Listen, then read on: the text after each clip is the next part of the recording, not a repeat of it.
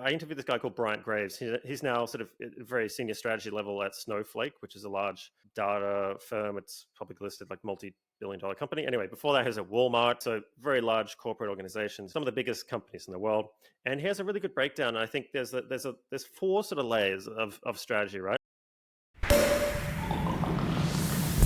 And I think this is where people get confused with marketing and its place within this, because it's really important. But he kind of views it as a pyramid. So at the top, we got corporate strategy.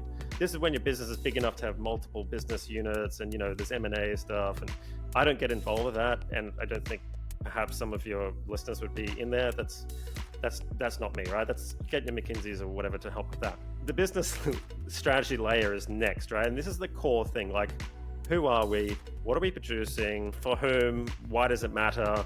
Who's our audience? Who are we targeting? What are we producing? Like all these kind of very, what I call business model, very core things that go across the whole organization. And that's kind of where I play. But then I translate that into the next level, which is functional layers, which is HR, marketing, sales, frontline, whatever the departmental function structure of your business.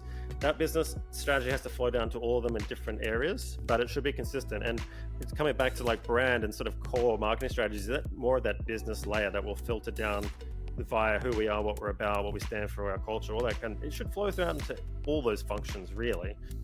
But then in that functional layer is the marketing one, which again can vary quite a lot in terms of what they're allowed to do or what they have purvey over.